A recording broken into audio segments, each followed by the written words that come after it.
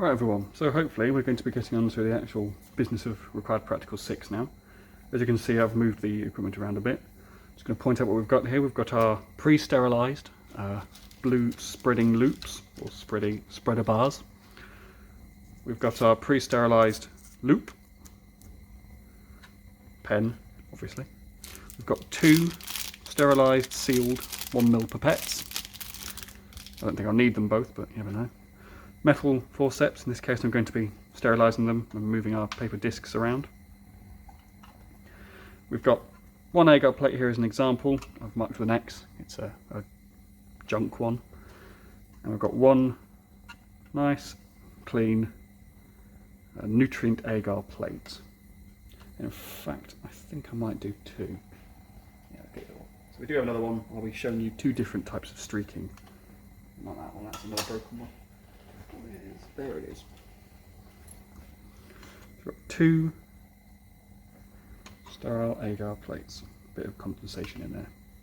So the principle of RP6 is that we're going to be measuring a zone of inhibition around a paper disc which has been soaked in an antibiotic compound. So we've got our paper discs in here. Just sort of, I think they're 5 or 6 millimeter paper discs. They have been sterilised beforehand. And we're going to be first culturing a lawn or a spread or a streak of bacteria on our agar plates. And then we're going to have 4 paper discs, one in each corner, each soaked with a different antibiotic compound.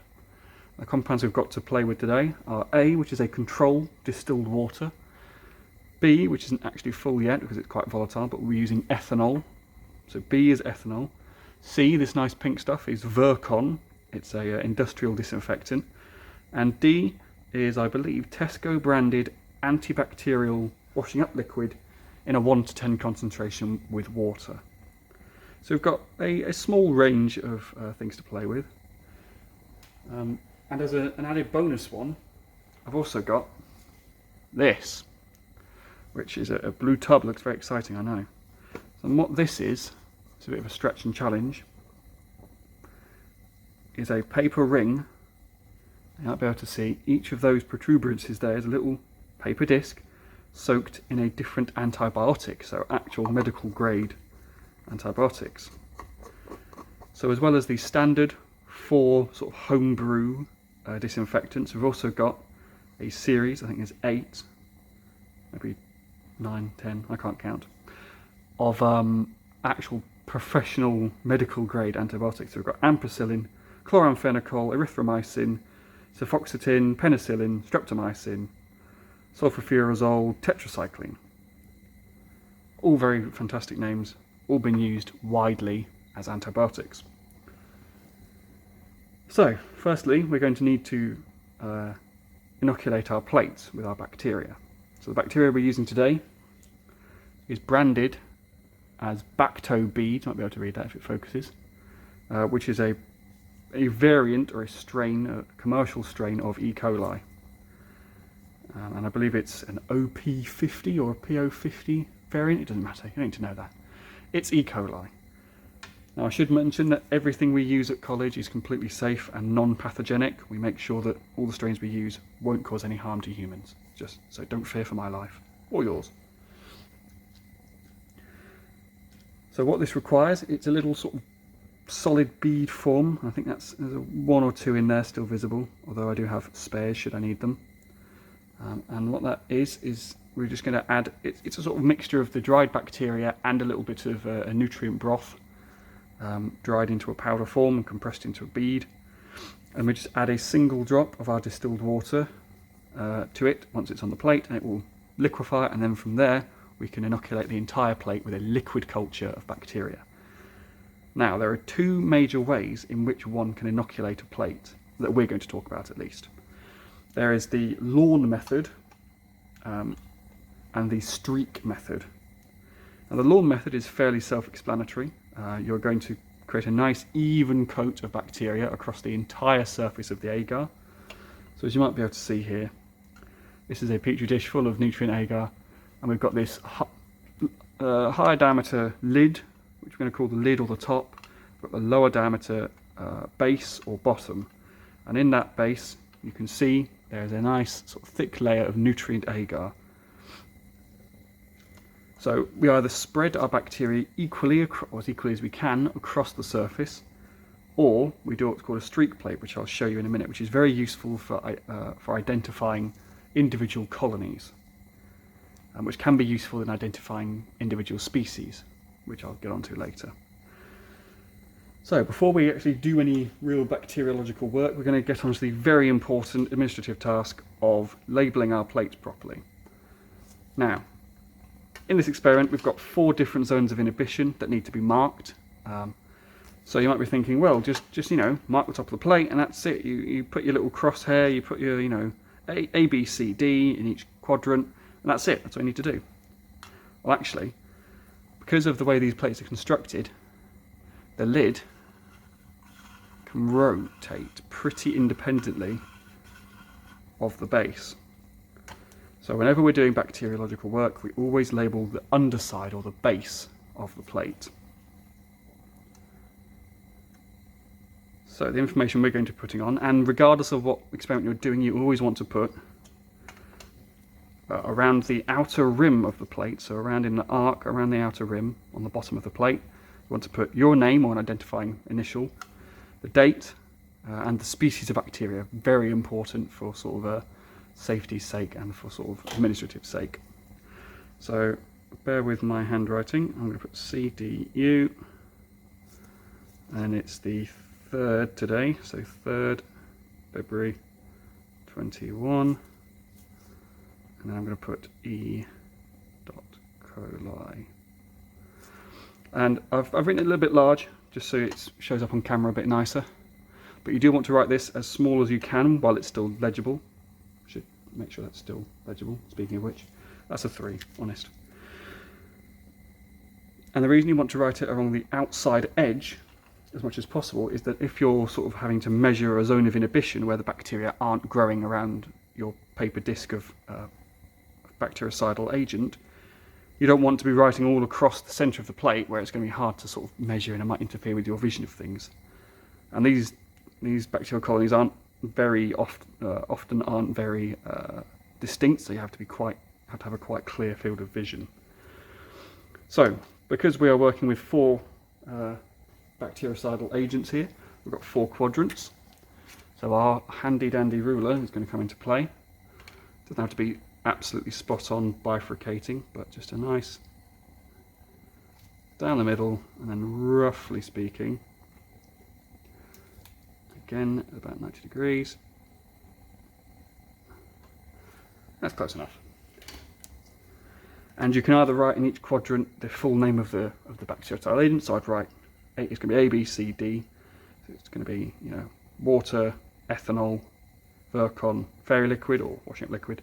I'm just going to write the initials to make it a little bit easier to see. We've got A over there, B there, C in that quadrant, and D in that quadrant.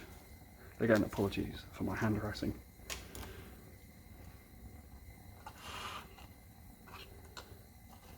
So now I'm going to move on to showing you how to do a streak culture first, because although it's not what we're going to be using in this experiment, it is quite useful to know, and it can come up quite regularly in certainly identifying bacteria. So again, I'm going to label this dish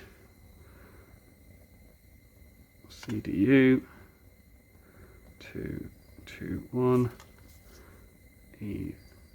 coli. But I'm not going to quadrant it because I'm just going to be making a streak plate, which is a fairly straightforward way of inoculating bacteria. So now that we've labelled it properly, we can now hold it the right way up. I'm going to be moving this to the side for a second. We don't need our spreader bars just yet. Don't need that. And just so you know, I do have a bin beside me, so I am throwing things away properly. I'm not just chucking them on benches. So, first thing we're going to do is we're going to take our Bacto bead. I think there's 1 intact Bacto bead left in there. I'll have to get some more for the next part of the experiment. And we're going to be transferring it from here onto our plate. And of course we're going to be observing as many aseptic techniques as we can throughout. So first we're going to unwrap our loop, our inoculating loop. If I can with these gloves on. Come on. To the other end. It would help if it were the other end. Yeah, okay. Right. So remember, we can't let this touch any surface we don't know to be 100% sterile now. So we're just going to hold it like we would a pen.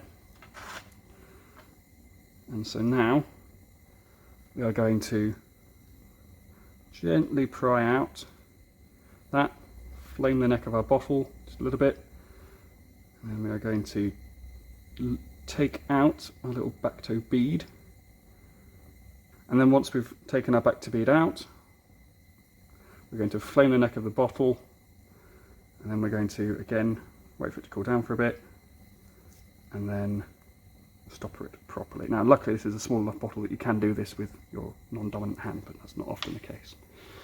And again, because we are observing aseptic technique, we'll try and limit our exposure as much as possible. So we're going to invert our little Bacto bead, maybe gently touch it against the surface. There you are. Close our thing, and okay, so now that we've added our Bacto bead to our petri dish, we're not quite going to throw this away just yet because we're going to need it in a sec. So if you can sort of juggle things a bit, make sure that you're not accidentally waving this into a fire. That will be not good. We're going to open our pre-sterilised 1 ml pipette. Again, I'm going to dispose of this wrapping behind me. Try and keep it within 20 centimetres of a flame just to keep that sterile fluid up. And we're going to be only need 1 drop of our water, which is just about added there. I'm now going to again dispose of this pipette. It's a bit wasteful, but such is the cost of safety. Now that we've liquefied our sample, I'm going to try and move this around a bit without burning my camera. That'll be good. Now, to do a streak plate, I'm just going to demonstrate above here. We're going to sort of move our loop through the pool of bacteria like this.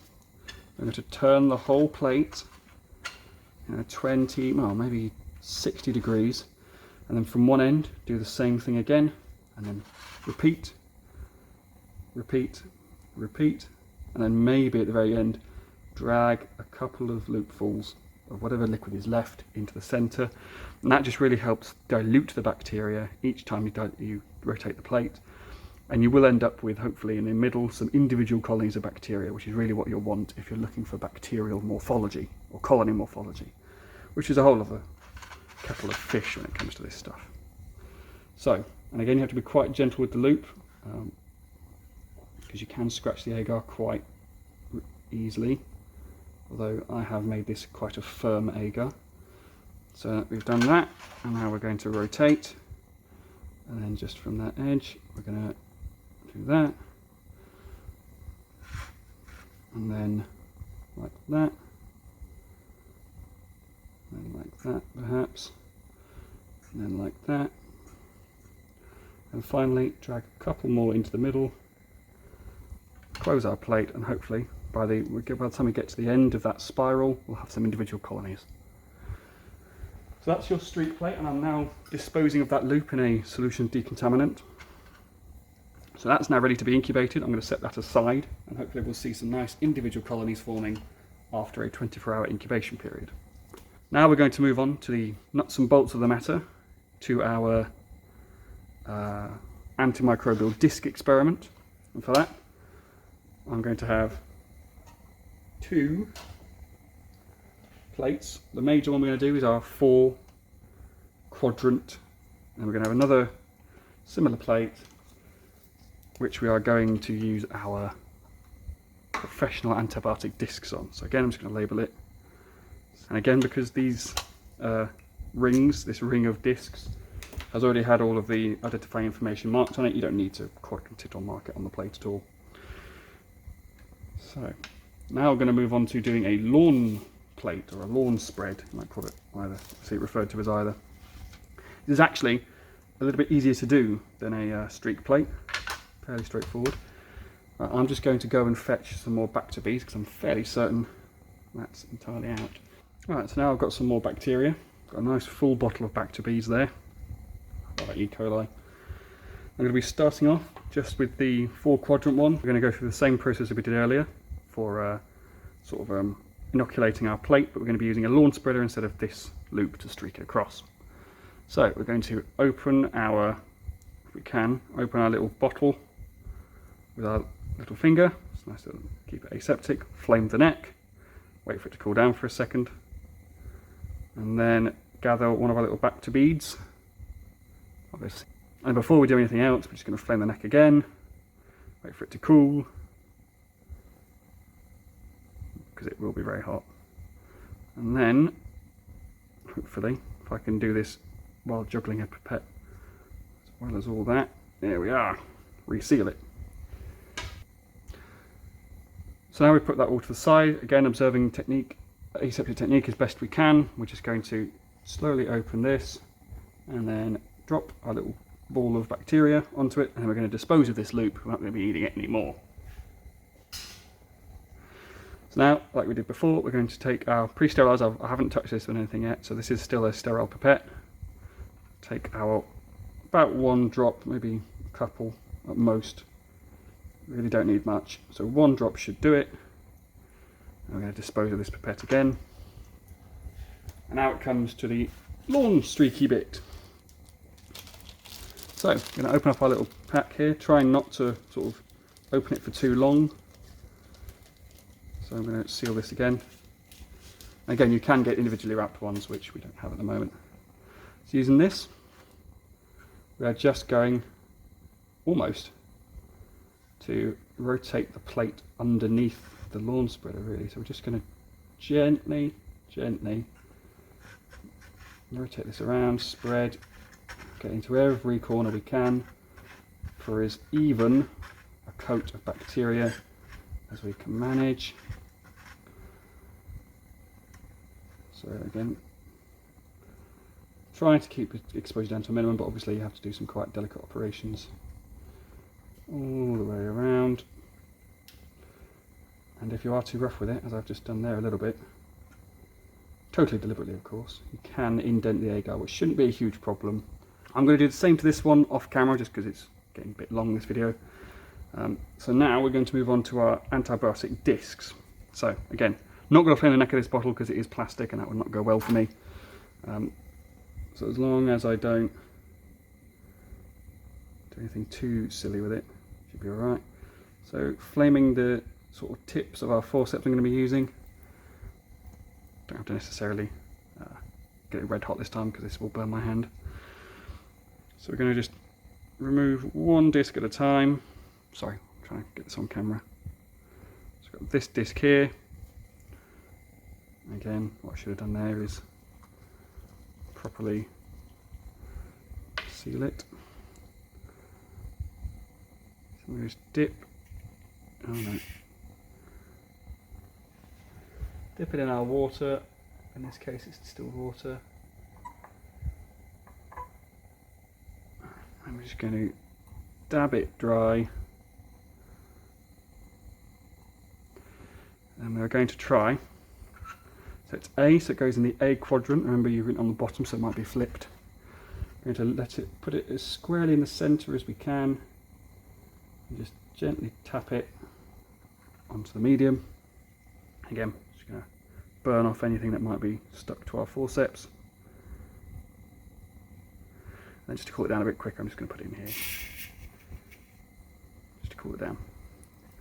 Now for B, we've chosen to do ethanol, which obviously with fire might be a slight problem. So I'm just going to put a tiny bit of ethanol in here. Hope it doesn't catch fire, that would be bad. So we're going to again sterilise our forceps, cool it down, and open our bottle properly. And then try and isolate one of these discs Aha, that seems to be one. Come on. That one. That one. I think that's one. Yeah, it is one. So then, turn the lid to the bottle, dip it in our solution, in this case it's ethanol, tap it dry, and let it fall in again.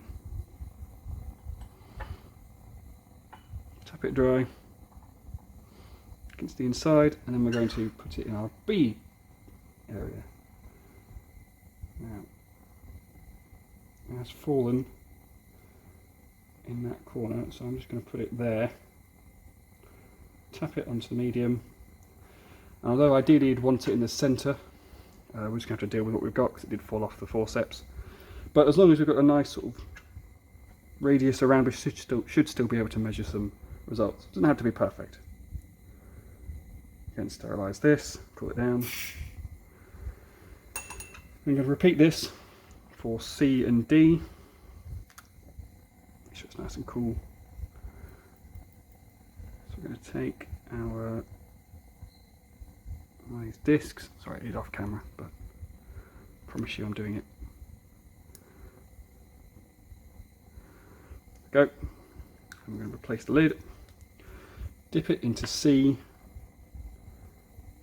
and then tap it against the edge of the beaker. I'm just going to try and angle it a bit so I can move some of that excess liquid off.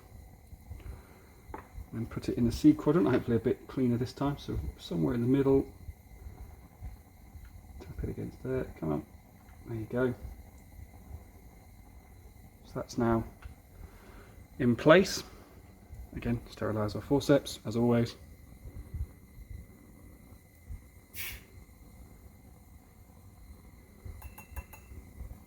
And finally, we've got our fairy liquid, or Tesco brand thereof.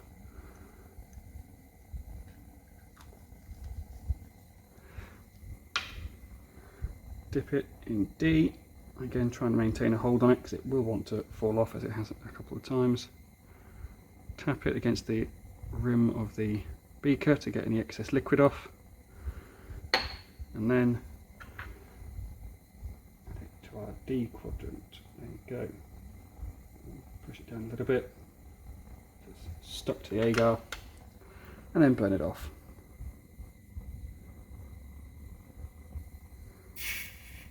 And that is our plates inoculated, at least this one. So barring the slightly